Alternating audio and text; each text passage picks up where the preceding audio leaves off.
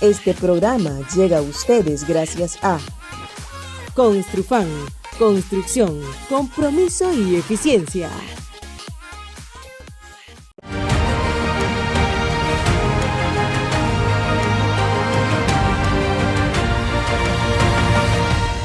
Un saludo a todas, a todos los usuarios y usuarias de Debates del Sur Global que nos acompañan en esta nueva emisión desde Caracas, Venezuela.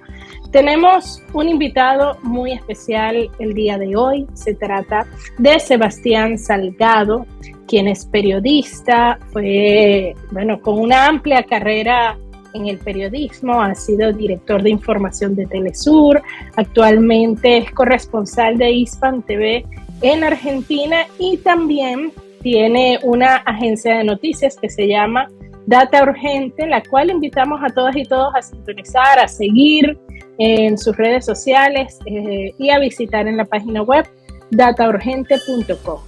El tema que vamos a abordar el día de hoy es un tema de gran actualidad y de gran importancia geopolítica. Se trata de la increíble hazaña de resistencia que están ejerciendo los hutíes en el Golfo de Adén, allá en ese paso geopolítico tan importante desde el punto de vista comercial, desde el punto de vista militar, ¿no?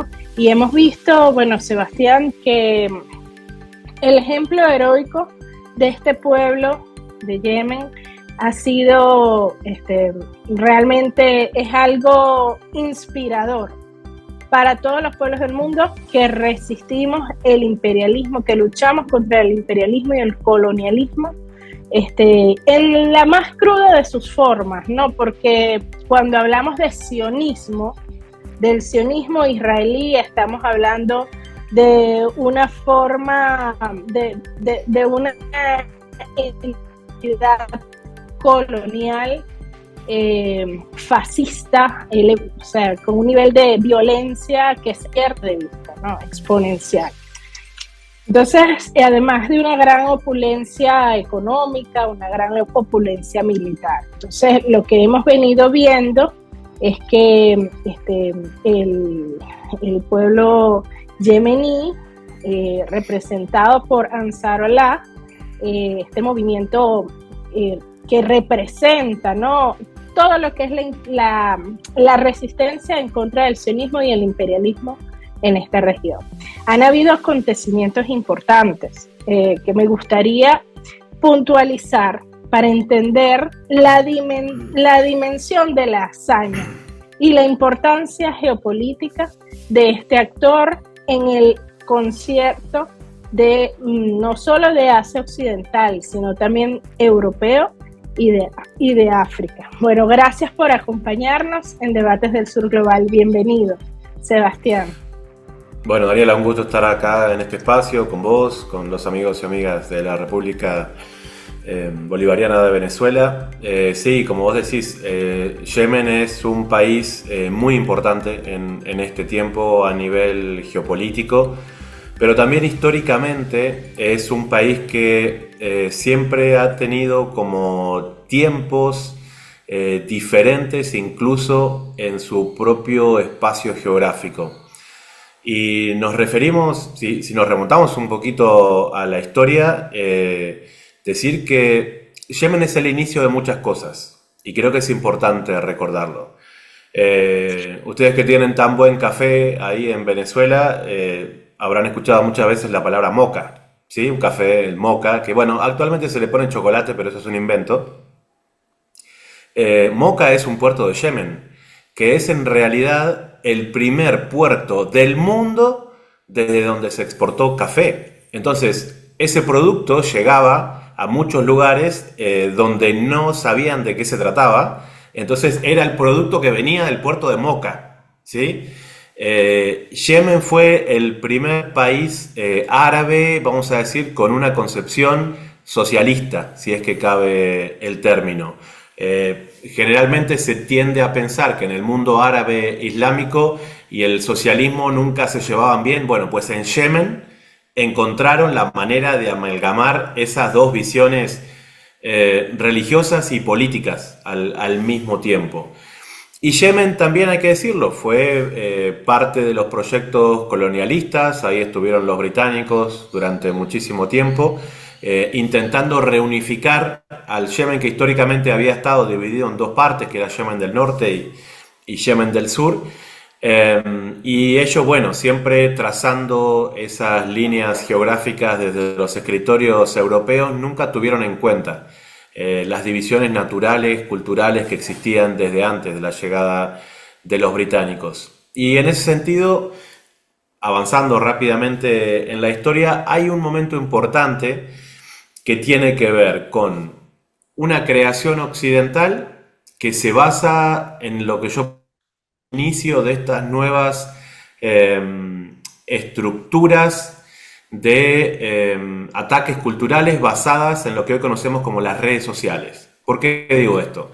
Muchos consideraban en su momento que aquella mal llamada primavera árabe era una revolución auténtica llevada adelante por los dispositivos digitales que la gente en el 2011, 2012 empezaba a tener de manera masiva, incluso en Yemen y en todo el mundo árabe.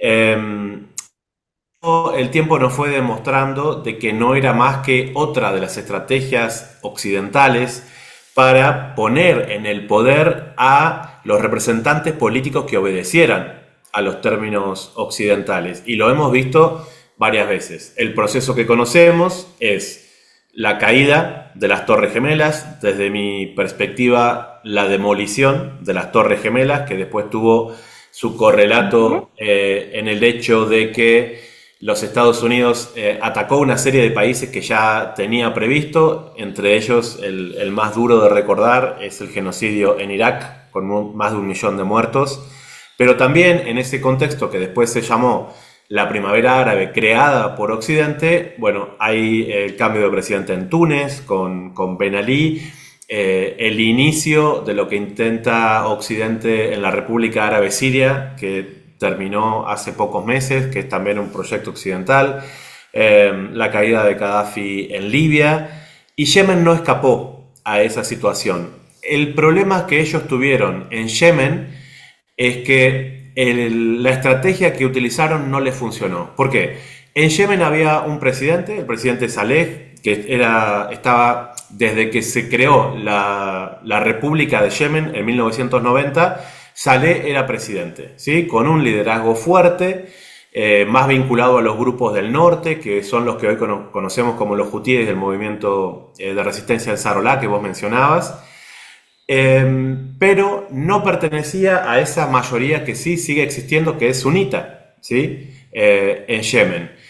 Entonces, cuando se da esa mal llamada primavera árabe, el proyecto occidental era, como lo vimos en muchos otros países, incluso acá en América Latina, de imponerle la conducción de su propio vicepresidente, que ya estaba cooptado, ¿sí? En este caso, Mansur Hadi, que asume en el lugar de Saleh, todo esto preparado por los intereses occidentales.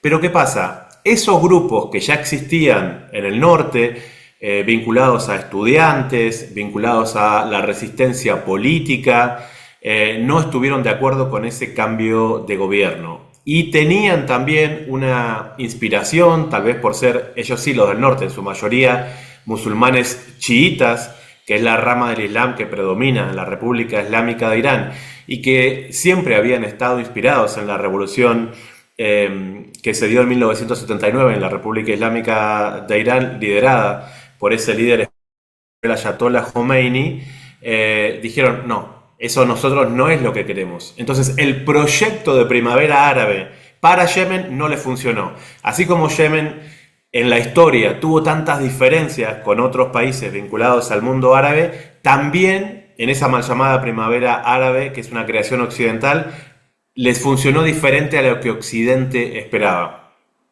Y cuando asume este Mansur Hadi, que en definitiva era un peón de Arabia Saudita y que siempre Arabia Saudita intentó meter la pata encima del desarrollo yemení en una relación casi te diría parecida, si es que vale la comparación, de México y Estados Unidos, ¿no?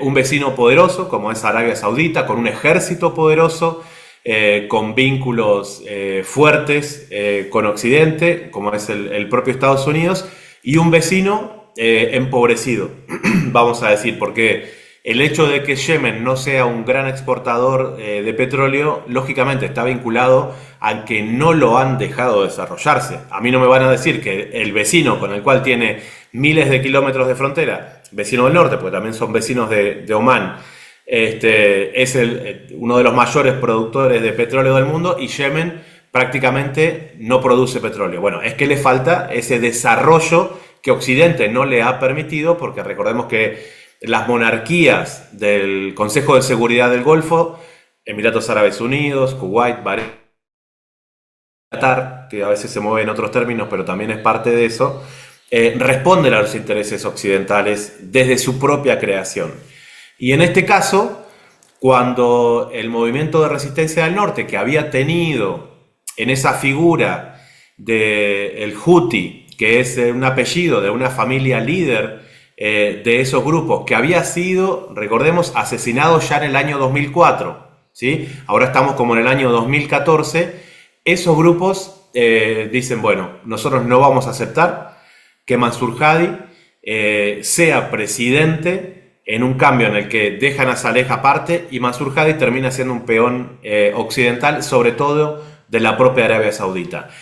Ese movimiento del norte de los hutíes se esparce hasta que llega a tomar la capital Saná, ¿sí? Y entonces Saleh de alguna manera toma una posición cercana al movimiento de resistencia.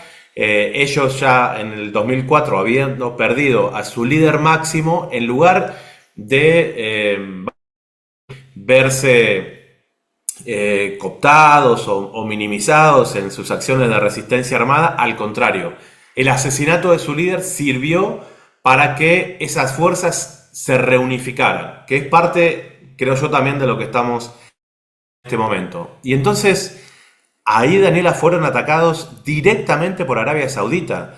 Directamente fueron atacados por las fuerzas del príncipe Mohammed bin Salman, que como heredero de esa corona pro-occidental, bueno, los atacó con aviones, los atacó con ejército terrestre, los atacó con todo lo que tenía, pero la geografía de Yemen en el norte, en la cual pasan muchos lugares del mundo, esas montañas de difícil acceso ayudan a que la resistencia pueda hacerse más fuerte frente a ejércitos más poderosos, hizo que el ejército de Arabia Saudita tuviera un fracaso estrepitoso y yo te diría casi vergonzoso.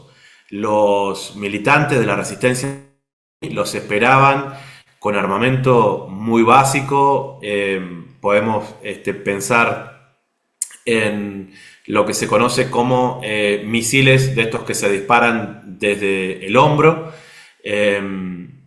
que, bueno, volaban los tanques sauditas que entraban y, bueno, eso realmente les hizo replantear la estrategia al príncipe Mohammed bin Salman para que por lo menos su propio ejército no se viera tan vulnerado.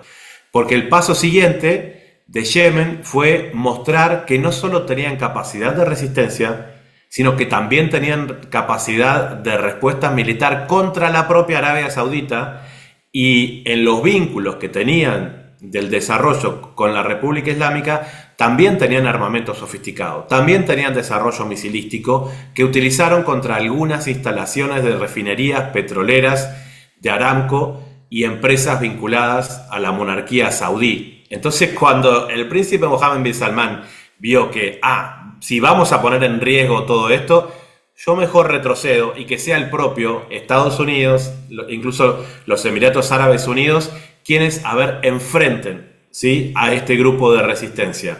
Y la verdad que ninguno pudo con ellos. No solamente tomaron control de la capital Saná, sino que controlan el 80% del país, la ciudad de Adén en el sur, cercana al estrecho de Bab el-Mandeb, que es lo que conecta prácticamente con el continente africano, la isla de Socotra, también, que es parte de África, quedó como en manos de lo que quedaba de ese antiguo gobierno. El expresidente Saleh fue asesinado en Saná, creo que en el año 2014. Y Mansur Hadi, que no pudo mantenerse en el poder ni siquiera en la ciudad de Adén, huyó como, no sé, como un presidente fugitivo a Arabia Saudita, que evidenciaba que era Arabia Saudita quien lo había puesto en ese lugar. En ese contexto, y lo que vino después, fue la resistencia. Ellos aguantaron los embates primero de un bloqueo como los que ustedes conocen en Venezuela, pero que en este caso, por la dificultad del desarrollo y lo difícil del territorio yemení, hizo que padecieran la hambruna más grande del planeta, reconocida por las Naciones Unidas. Y sin embargo, ni siquiera en esas condiciones el movimiento de resistencia Ansarolá, algunos le quieren decir los hutíes, a veces de una manera un poco despectiva, como si fueran una cosa pequeña y tribal, pero es un movimiento muy importante. Se establecieron y generaron gobierno. Ya no son los rebeldes, como intentan decir todos los medios corporativos occidentales. Es el gobierno de Yemen. Es verdad que todavía existen embajadas, ¿sí?, que responden al anterior gobierno, al gobierno de Mansur Hadi, vamos a decir. Pero la realidad es que el país está controlado ya prácticamente con acuerdos, volviendo de alguna manera a aquellos antiguos límites anteriores al Imperio Británico, que tenían un Yemen del norte y un Yemen del sur. Entonces, ellos que vivieron este nivel de resistencia, exponiéndose prácticamente con nada a una convicción de dignidad de país, de no dejarse robar sus recursos, de no dejarse avasallar por el poderío militar, de no dejarse que su cultura, lógicamente se ven hermanados y reflejados en el espejo de la resistencia palestina, lógicamente. Entonces, lo que vino después del 7 de octubre del 2023, ahí sí sorprendió a todo el mundo, porque hasta ese momento el movimiento de resistencia de Ansarolá había tenido los recursos para intentar defenderse a sí mismo, a pesar de los bombardeos saudíes, a pesar de los bombardeos estadounidenses y a pesar de los bombardeos israelíes. Hace pocos días, vamos a decir, todo el mundo sorprendido porque Yemen lanzó un misil hipersónico contra el aeropuerto Ben Gurión del ente genocida israelí, pero nadie se acuerda que hace 1 año y medio Israel tiró misiles contra el aeropuerto internacional, donde hubo muertos, ¿sí? Donde hubo muertos. Entonces, lo que estamos viendo ahora, Daniela, a mí me parece que es un movimiento de resistencia que cada viernes, vos sabés que en el mundo islámico el viernes es como el día de descanso, el día de rezo. Bueno, en la capital Saná se usan para hacer las manifestaciones más multitudinarias del mundo en respaldo a la causa palestina. Entonces vos ahí tenés al pueblo yemení en la calle cada viernes diciéndole a sus representantes del movimiento de resistencia, que es el gobierno, nosotros queremos estar con Palestina, y asumimos el desafío que significa controlar el Mar Rojo, porque si querés, ahora vos me dirás si te interesa que abordemos un poco ahí, pero también asumimos la responsabilidad de que nosotros no solamente vamos a defender este territorio, sino que vamos a defender a los palestinos de la Franja de Gaza y de Cisjordania.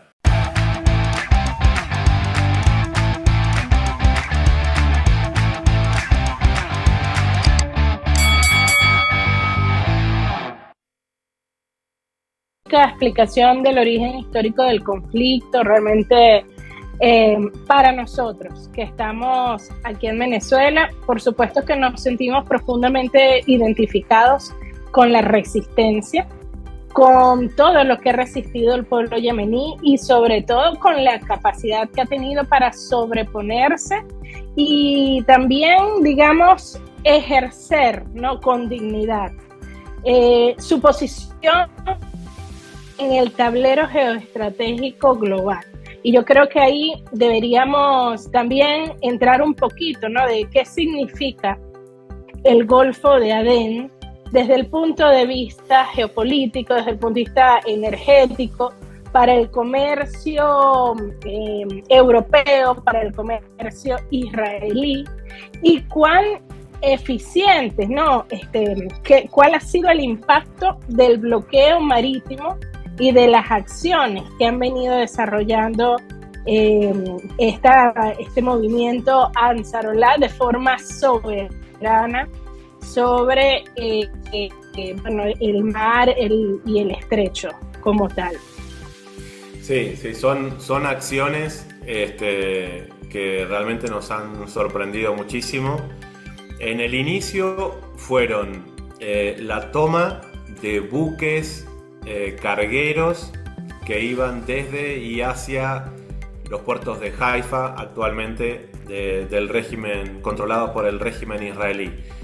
Entonces, vos imaginate que a esos buques, a ellos les sobraba capacidad militar para hundirlos. Sin embargo, las acciones que ellos decidían, porque no tenían nada en contra de las tripulaciones, que son trabajadores finalmente, que tienen nacionalidad generalmente de terceros países. Entonces lo que hacían era tomar las embarcaciones, tomar prisioneros a la tripulación, pero resguardando la seguridad, ¿sí?, de ellos y dándole todo lo necesario para que estuvieran en tierra hasta que se llegara a un acuerdo o no para la liberación del buque. Estamos hablando básicamente de buques petroleros, pero también de otra índole en lo que sería prácticamente la totalidad del Mar Rojo, por donde pasa un porcentaje importantísimo de lo que es el tráfico de hidrocarburos, ¿no?, de petróleo, y que a las grandes compañías navieras, ante no tener la posibilidad de que los seguros de las empresas respaldaran que siguieran pasando por el Mar Rojo, por el estrecho de Bab el-Mandeb, bueno, tuvieron que prácticamente bordear todo el continente africano, en muchísimos casos aumentando exponencialmente el tiempo y el gasto de estos transportes, que conllevaba considerable del propio producto que terminaba siendo el petróleo, entre otros. Bueno, al no poder controlar todo esto, lo que decidieron en los últimos meses, podríamos decir prácticamente ya un año, fue el movimiento ni más ni menos que de portaaviones estadounidenses, como diciendo, nosotros llevamos nuestra máxima patrulla occidental, portaaviones, se acaban todos los problemas. No solamente con los portaaviones estadounidenses no pudieron controlar el Mar Rojo, sino que Yemen atacó los portaaviones, ¿sí? Ellos están flotando todavía porque tienen un poder de fuego importante, pero no han reconocido todo el daño que las fuerzas de resistencia yemeníes hicieron, sobre todo contra el portaaviones Harry Truman. No reconocieron a Estados Unidos tampoco la baja del avión F-18. Ellos dicen que se cayó porque tuvo un desperfecto y se cayó al mar. Estados Unidos no reconoce absolutamente nada, porque sería volver al reconocimiento que el príncipe heredero de la casa Al Saud, Mohammed bin Salman, no quería reconocer su derrota tampoco en el norte de Yemen, en esa invasión territorial que ellos estaban haciendo, y que adelante con aviones caza a través de la cobarde distancia que siempre también usa el régimen sionista contra el pueblo palestino. Ahora, en el cuerpo a cuerpo no se animan, tampoco bajó nadie, ¿sí?, de lo que son los marines estadounidenses en las tierras yemeníes. Ellos lo que hicieron fue bombardear desde sus posiciones, y ante la inminente respuesta del pueblo de Yemen en las últimas horas, hay que decir que hasta donde entendemos, el portaaviones Harry Truman se está retirando del Mar Rojo, porque evidentemente ellos no podían mantener esa posición durante mucho tiempo más, y los riesgos eran cada vez más grandes, al punto de que en los últimos días un objetivo que supuestamente también tendría todo el apoyo del supuesto escudo antimisiles del ente sionista que debería tener el aeropuerto internacional Ben Gurion en la ciudad de Tel Aviv, bueno, hizo que un misil hipersónico balístico con una capacidad de alcance de hasta 3.000 kilómetros desde Yemen impactara a metros del edificio principal del aeropuerto Ben Gurion. Entonces eso para Israel ya le genera un problema económico mucho más grande, porque sobre todo las empresas Lufthansa y Air France, que son las que manejan una parte importantísima de ese tráfico aéreo, dijeron nosotros ahí no volamos más. La respuesta de impotencia, ¿cuál fue? Atacar el puerto de Judaidah, uno de los principales puertos de Yemen, por parte de 20 aviones cazas israelíes.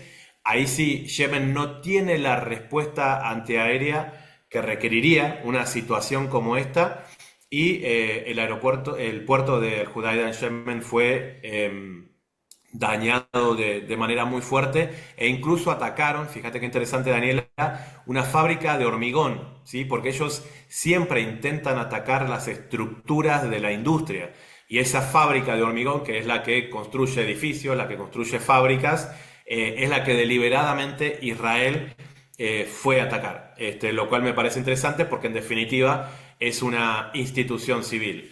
Así que bueno, estamos ante una situación en la que el pueblo yemení se siente hermanado con el pueblo palestino de una manera en la que ellos asumen de que el destino palestino puede ser el mismo que el pueblo yemení.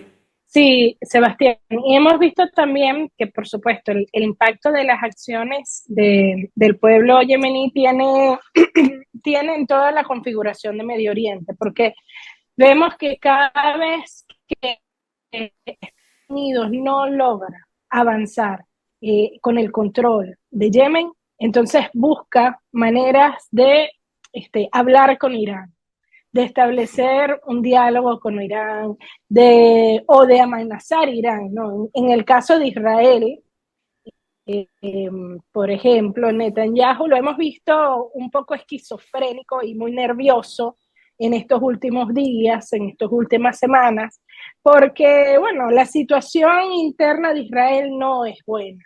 Todos los israelíes han visto cómo ha deteriorado la calidad de vida, cómo ha subido la inflación, producto de la guerra que está desarrollando Netanyahu, que en principio es el exterminio contra el pueblo palestino en Gaza, pero es una guerra de expansión en toda la región, porque también ha sido guerra contra Líbano, ha sido guerra contra Siria, guerra contra los yemeníes y por supuesto contra Irán. Han atacado Irán y todavía insiste en seguir atacando Irán, y recientemente dijo que incluso están considerando retaliar las acciones de los yemeníes en contra de Irán. Entonces, esto por el lado de Netanyahu. Hemos visto que la misma situación interna, política, económica y social de Israel es nefasta, y lo único que mantiene a Netanyahu en el poder es la guerra, y él insiste en seguir ampliando y extendiendo la guerra. ¿Cómo ves tú, no, este panorama ya más amplio de Medio Oriente, las configuraciones de poder que se están dando en la región, las alarmas que han sonado sobre la posibilidad de un escalamiento nuevamente del conflicto, de que incluso Israel vuelva a atacar a Irán y Estados Unidos ataque a Irán? ¿Qué movimientos has visto? Pues, ¿cuál es tu lectura del posicionamiento de todos estos actores y hacia dónde están tornando las situaciones de conflicto en la configuración geopolítica de Medio Oriente o de Asia Occidental? Sí, la realidad, bueno, que vemos todos es que hay un antes y un después del 7 de octubre del 2023. Podemos tener diferentes visiones sobre lo que pasó ahí.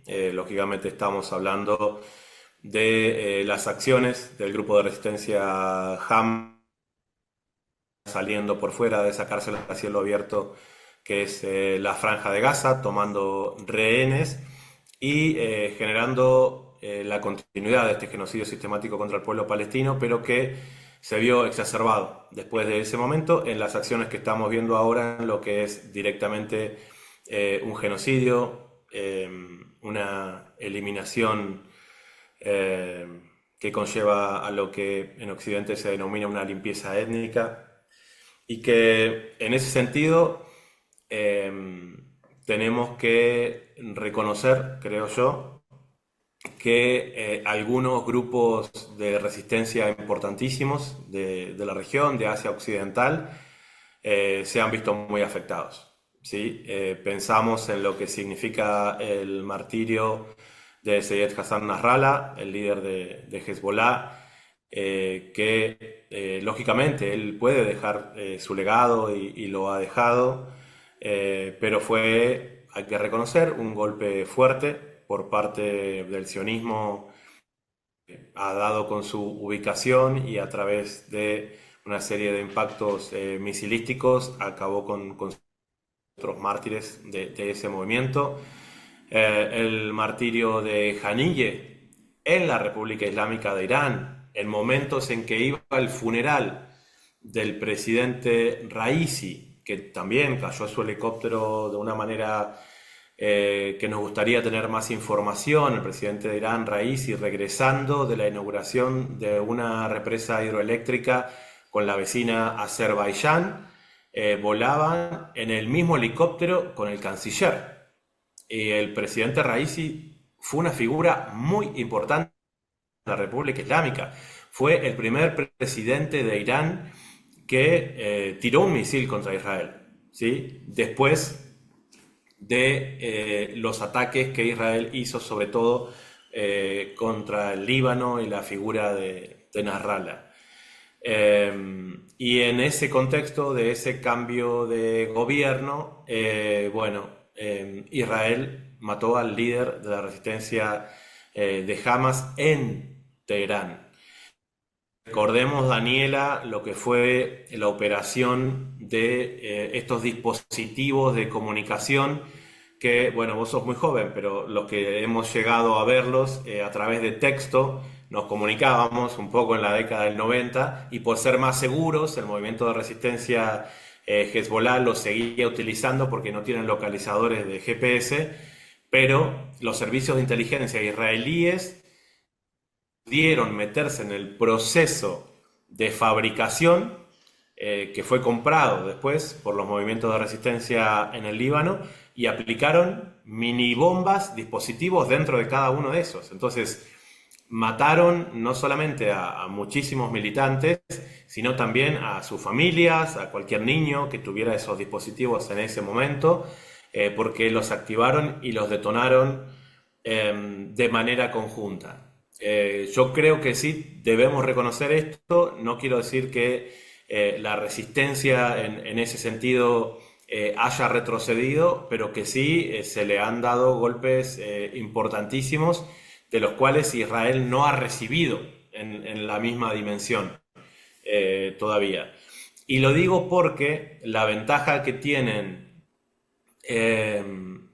las fuerzas occidentales es que como ellos no tienen un marco moral detrás de sus líderes, pueden incluso, en esto que vos decías, a través de las protestas ciudadanas, encauzar en la figura de Netanyahu el responsable de los genocidios, y lo pueden cambiar y usarlo como una especie de fusible, como está haciendo ahora Occidente y la OTAN con el caso de Zelensky en Ucrania. Es decir, lo utilizamos, intentamos atacar a Rusia bajo la excusa de este resurgimiento fascista, en lo que se llamó el Euromaidán, también que fue toda aquella época, y ahora es Zelensky, ¿sí?, el que hizo las cosas mal.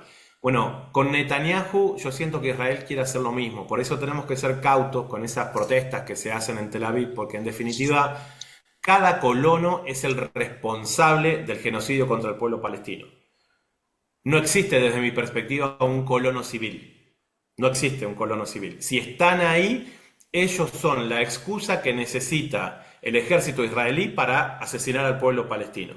Entonces, cada persona que está ahí, que después sale a las calles a protestar, en definitiva me parece que es un gran contrasentido y que ellos en cualquier momento pueden utilizar un cambio de gobierno para justificar todo ese genocidio en una sola persona. Y de hecho creo que Netanyahu lo aceptaría de muy buena gana, porque los propios israelíes no votaron una vez por Netanyahu, no votaron 2 veces, votaron 5 veces por Netanyahu para que sea su primer ministro. Entonces estamos ante una sociedad fascista Y es algo que a mí me molesta de muchos pseudoanalistas que intentan buscar el concepto de fascista en la figura de Netanyahu. No, Israel es una sociedad fascista. Tiene en Netanyahu el mejor representante o la persona que más representa a esa sociedad israelí.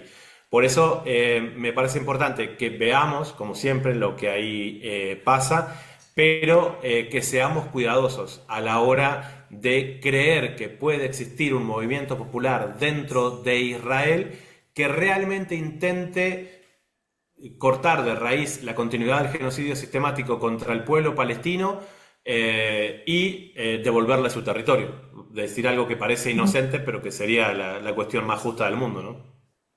Sí, sí. No, bueno, eso sabemos que eso no va a pasar. Lo que, digamos, queremos ver en todo caso es que incluso como proyecto colonial, Israel es un estado inviable desde todos los puntos de vista. O sea, es un proyecto, la verdad es que Israel es un proyecto, claro, colonial, que está muy cercano a ser un proyecto colonial fallido, en el sentido de que si no es por esa inyección permanente de armas, ese estado de sitio que mantienen en toda la región de Asia Occidental, ellos no hay un proyecto social, no hay un proyecto político, no tienen una constitución, no existen ni siquiera como Estado. O sea, ellos mismos no tienen una constitución nacional que diga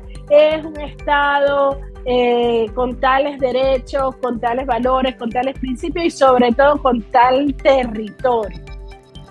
Porque son un ente de facto de dominio colonial y fascista, como tú muy bien lo has venido reflejando, pero adicionalmente, o sea, que tiene una lucha constante desde el punto de vista demográfico para poder existir a través de la promoción de estas figuras de los colonos, pero que además está enfrentando cada vez más la migración masiva de sus propios ciudadanos que no pueden vivir allí, o sea, porque se ha despreocupado absolutamente por mantener unas condiciones básicas de vida mínimas para su propia población. Entonces, en ese sentido, claro, eso lo convierte, desde mi modo de ver, lo convierte como un ente mucho más peligroso, mucho más agresivo y que, como sabemos, tiene esa agenda constante del expansionismo, o sea, porque para ellos es lo que mantiene ese enclave colonial allí, ¿no? Ese expansionismo y ese guerrerismo constante, que recordemos es un enclave colonial y fascista, también perfectamente diseñado desde Occidente, como fue diseñado por los europeos para dividir a los países árabes. Ahí en ese punto, justamente en donde se encuentra los árabes del norte de África con los árabes de Asia Occidental. O sea, Israel es un proyecto colonial, geopolítico para dividir al mundo árabe. Y eso, bueno, no hay que perderlo de vista, pero también tiene serias vulnerabilidades a lo interno. O sea, por la falta, no sé, ¿cómo diríamos? Tiene un error de origen, o sea, en su concepción y en su nacimiento, y es que es inviable como Estado, o sea, es inviable como Estado. Como entidad colonial, pues sí que hace muy bien su trabajo.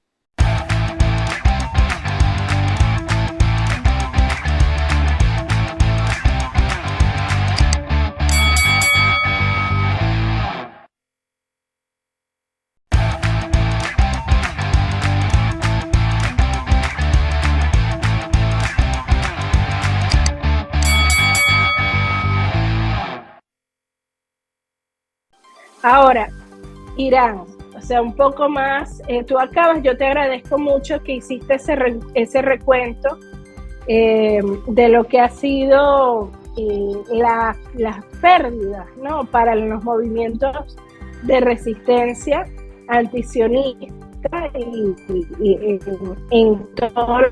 en la región de Asia Occidental. Nosotros mismos lamentamos muchísimo, inmensamente, la muerte del presidente Raisi, quien desde nuestra perspectiva ha sido uno de los hombres más importantes de este siglo XXI, desde el punto de vista de la visión geoestratégica y del llevar a Irán a ser un actor de relevancia global. O sea, lo que Raisi hizo tanto en materia militar como en materia de relaciones diplomáticas se pierde de vista. O sea, Raisi estableció por primera vez en la historia relaciones diplomáticas con Arabia Saudita, muy a pesar de Israel y muy a pesar de Estados Unidos, que por cierto recientemente hemos visto que esas relaciones continúan fortaleciéndose.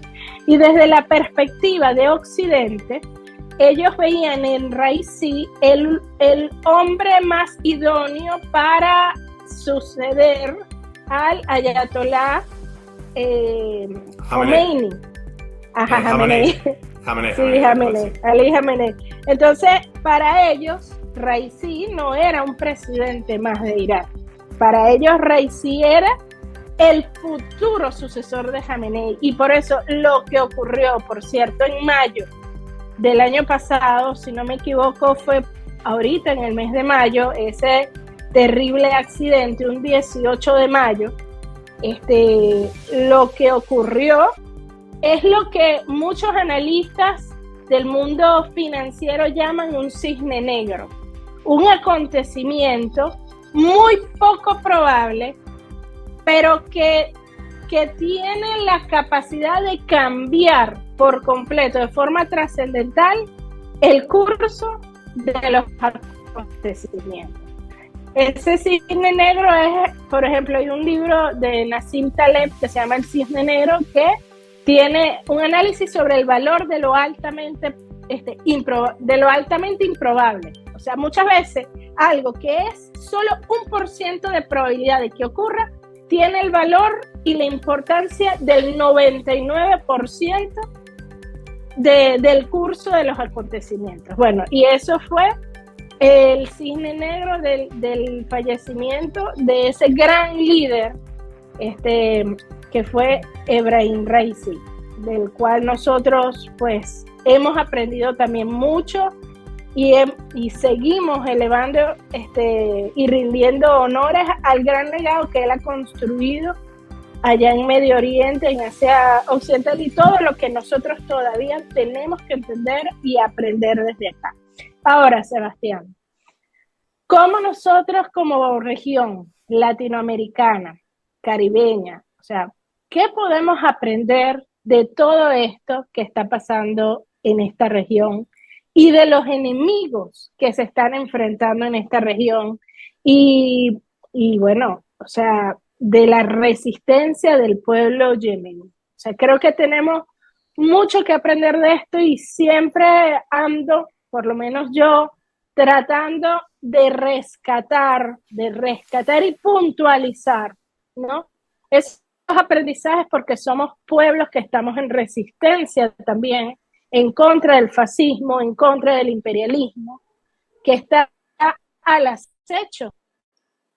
Y decía una filósofa alemana, Hannah Arendt, con la banalidad del mal se están esparciendo constantemente por las superficies de todos los países, de todos los territorios. Y el fascismo es así, el fascismo es la banalidad del mal, o sea, al final es el fascismo, realmente la banalidad del mal, porque es esa ideología carente de profundidad que lo que se empeña es la defensa de los intereses de élites exclusivistas, incluso a costa, bueno, por todos los medios posibles, ¿no? A costa de la fuerza, a costa de la eliminación del que es diferente, de la eliminación de las minorías, de la otredad, etcétera. Bueno, bastante hemos vivido nosotros de eso, pero mucho tenemos que seguir aprendiendo. Me gustaría que como parte del mensaje final que nos compartas, bueno, qué aprendizaje que tener de todo esto que está pasando en Asia Occidental. Bueno, es interesante, Daniela, me haces reflexionar un poco rápido, pero yo creo que puede llegar a servir el ejemplo de nuestros países, ¿sí? Estoy hablando de Venezuela y de Argentina, del tuyo y del mío, que en definitiva somos uno solo. Y es que en el Argentina de Javier Milei, eso que algunos grupos políticos, por buscar beneficios propios para ciertos sectores sociales, lo financiero y demás, y querer ser ese furgón de cola, y lo estoy diciendo de la manera más amable que se me ocurre, de Occidente y al mismo tiempo de Israel, nos va a hacer pagar no solamente a los que estamos ahora, sino a las futuras generaciones de argentinos y argentinas, precios muy altos. El movimiento sionista no se creó solamente para ocupar Palestina a fines del siglo XIX. Ya Theodor Herzl escribía en su libro El Estado Judío, que fue como el ABC de la conformación del sionismo, que ellos veían dos grandes opciones, Palestina o Argentina. Es un capítulo del libro de Theodor Herzl, Judío. Ya antes, León Pinsker, en 1882, él había escrito un panfleto que se llamó Autoemancipación, en donde él ya desarrollaba esa teoría de decir, ¿por qué vamos a intentar tomar Palestina si en definitiva no tenemos ya ningún vínculo histórico con eso? Y nosotros podemos ir a buscar otros lugares donde los podamos obtener, por decirlo en términos simples, con menor esfuerzo, y tienen mayores riquezas. Y si nosotros nos llevamos nuestra liturgia judía, que es en definitiva el motor que utiliza el sionismo de ese disfraz religioso para conseguir fines políticos y colonialistas a través del genocidio, pero utilizando a la religión, tal vez podrían llegar a obtener otros resultados. Entonces, el sionismo está presente en nuestra región. El sionismo viene por nuestros recursos. En las Islas Malvinas, que vos sabés que es un territorio que nosotros tenemos ocupado por potencias occidentales y que Milei de manera abierta intenta reconocer esa ocupación, los misiles que hay en Malvinas que nos apuntan a los argentinos que estamos en el continente, muchos de ellos son de fabricación israelí, de la empresa Rafael System. La empresa que está obteniendo el petróleo de Malvinas, o sea, nuestro petróleo que nos están robando acá, mayoritariamente las acciones son de la empresa Navitas de Israel, ¿sí? El puerto de aguas profundas que están construyendo en este momento en Malvinas es por financiación de la banca Rothschild, que son los principales financiadores del movimiento sionista desde fines del siglo XIX y lo siguen siendo ahora. Son lo mismo.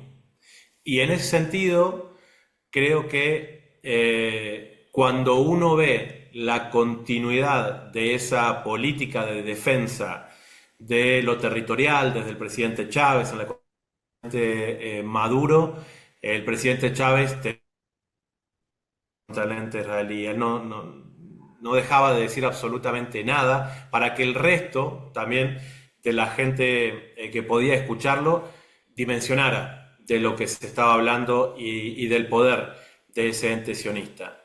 Aquí lo que pasa en Argentina es totalmente al revés.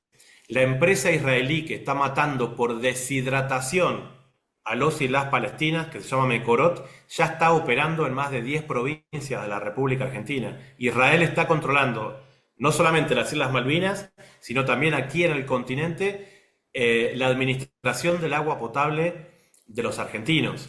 Tenemos bandadas de militares que ellos le dicen mochileros israelitas porque no andan con uniformes, que andan en toda la Patagonia argentina, casualmente, en donde fue este verano que acaba de pasar, los mayores incendios que se dieron en la Patagonia en muchos años. La única vez que se encontró, y los incendios fueron reconocidos por todos, intencionales, miles y miles de hectáreas de bosques quemados en la Patagonia, todos junto a fuentes de agua potable, junto a ríos, ¿sí? Entonces baja el valor de los terrenos y hay gente que puede salir a comprar. El único persona que fue detenida infragante en el incendio de bosques en la Patagonia fue en Chile en el año 2014, un señor de apellido Singer, que era un soldado israelí. Quemó 15.000 hectáreas del Parque Nacional Torres del Paine en Chile y fue detenido, nada más que por la presión sionista sobre las autoridades del Poder Judicial de Chile, lo liberaron, Daniela, con una fianza de $7.000. O sea, quemar 15.000 hectáreas de bosque natural en el Parque Nacional Torres del Paine a Israel le costó una fianza de $7.000. O sea, 50 centavos de dólar por hectárea quemada, que tarda un siglo en volver al estado este que está ahí. Entonces, esta inviabilidad de Israel, que en términos históricos es nada, que no tienen 80 palestinos, que tienen mayor edad que el ente genocida israelí, como vos decís, no tiene una viabilidad. Lo ha dicho incluso Henry Kissinger. Entonces, ellos siempre están contemplando un plan B. Entonces, aquel Palestina o Argentina de fines del siglo XIX hoy vuelve y resurge con más fuerza que nunca, porque no es que Milei sea aliado de los israelíes. Milei es una creación de Israel para la República Argentina. Y ellos están proyectando la balcanización de la República Argentina a través de estas acciones. Milei ya lo decía en campaña. Hablaba de Argentina del Norte y Argentina del Sur. Lo que pasa es que aquí la mayoría de los analistas tienen tanto miedo de quedar fuera de los medios corporativos que aunque lo entiendan, no lo dicen. Y nadie se anima a criticar a Israel porque quedas fuera del campo académico, porque quedas fuera del campo de los medios de comunicación, de cualquier espacio en donde ellos tienen y que te pueden bloquear o echar de tu puesto de trabajo, por decir lo mínimo. Entonces vos fíjate, desde esa impronta del presidente Chávez, de tener la convicción de señalar y denunciar lo que el ente genocida israelí ha hecho históricamente contra el pueblo palestino en los últimos más de 75 años hasta ahora, Venezuela está en un proceso en donde están en la búsqueda de recuperación territorial, como del Esequibo, ¿sí? Con todo lo que eso significa. Pero ahí se hizo el referéndum, en donde el pueblo venezolano dice: nosotros queremos dejar de pintar con rayitas de costado ese territorio que es venezolano. Entonces, cuando Venezuela, con esa impronta, busca la reincorporación de su territorio histórico, aquí en Argentina estamos al borde de la balcanización. No se puede ser aliado de Israel y querer que ellos no vengan a buscar las porciones de territorio que le pueden faltar, incluso de manera muy pronto, en ese propio espacio que le han robado a Palestina. Entonces, estamos ante una coyuntura en donde los países que no toman acciones, por empezar, cortar todo vínculo diplomático con el ente israelí, bueno, van a pagar con su propio territorio y con su propia gente y con sus propios recursos. En este caso, el más evidente es el agua. El futuro de las próximas generaciones, que son estas las que les van a estar negando la posibilidad de que la totalidad de hoy las conocemos con todos sus recursos sea un patrimonio de las futuras generaciones. No, increíble, de verdad, Sebastián, para nosotros ha sido un honor conversar contigo, demasiada información que necesitamos para prepararnos para el mundo que viene, ¿no? Y el mundo que estamos viviendo hoy, profundamente preocupante lo que nos cuentas del sionismo. Nosotros como región latinoamericana y como Venezuela, también estamos en una lucha constante contra el sionismo. De hecho, nuestro presidente Nicolás Maduro siempre nos lo está recordando y nos lo está advirtiendo de la necesidad que tiene el sionismo de apropiarse de nuestros recursos naturales. Y para nuestro país, nuestras relaciones estratégicas con países como Rusia, como China, como Irán, fundamentalmente, han sido una línea constante de ataque del sionismo a nivel internacional, o sea, siempre intentando romper las alianzas, siempre intentando responsabilizarnos de lo que ellos denominan terrorismo internacional, cuando ellos son, yo no quiero decir un Estado terrorista, en realidad son una entidad terrorista, o sea, un ente terrorista que donde van, lo que hacen es establecer un contexto de terror, asediar a las poblaciones, a las minorías, para sencillamente obtener los recursos. Hay algo incluso, yo no sé, psicopatológico allí, que habría que analizar en la historia, ¿no? De lo que es el sionismo, ¿no? El sionismo como concepto, como ideología, desde sus propios orígenes, que incluso, como tú explicaste muy bien, nunca estuvo realmente casado con una idea de un Estado, con esa visión del Estado como para proteger una población, como territorio, gobierno y población. No, realmente ellos lo que necesitaban y han necesitado siempre es un recurso, flujo libre de capitales y un espacio donde ellos establecer sus empresas, digamos, que ellos puedan proteger sus capitales del resto del mundo. O sea, prácticamente esa es la visión histórica desde el origen del sionismo, que bueno, como tú lo explicaste, tanto Theodore Herzl como los Rothschilds vienen, ¿no? O sea, son los financistas, ¿no? De ese movimiento desde sus orígenes. Bueno, mucho tenemos que hacer desde aquí, desde América Latina y el Caribe, nuestros pueblos, por analizar todos estos fenómenos y también por compartirnos, ¿no?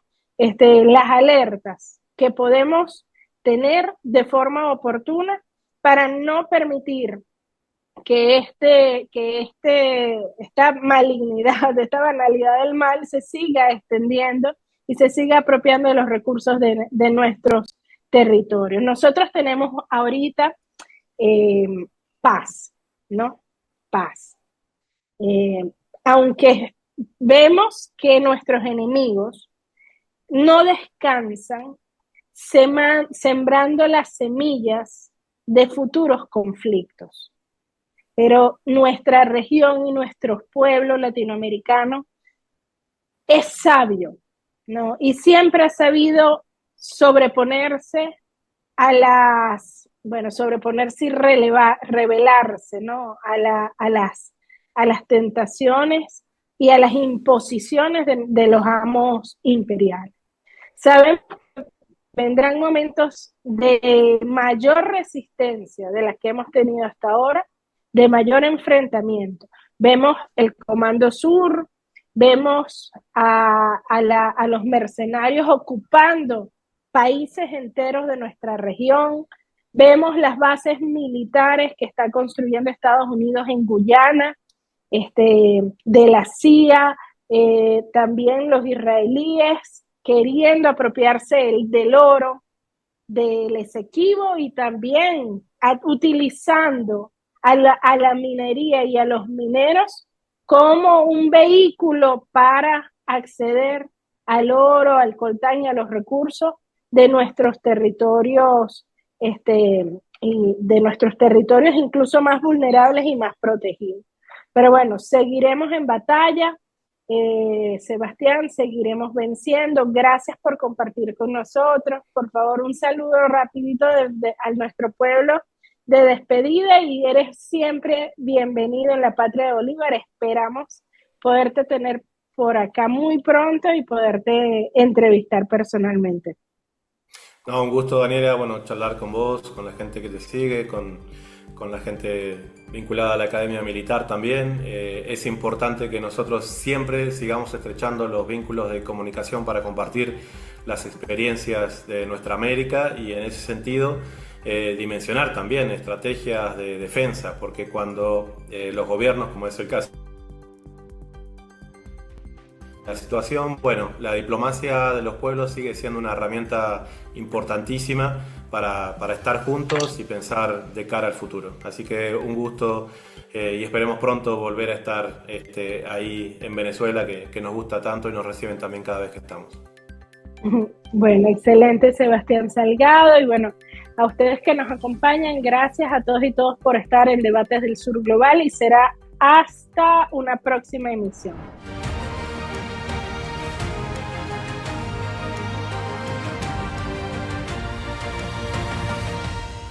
Este programa llegó a ustedes gracias a Construfan, construcción, compromiso y eficiencia.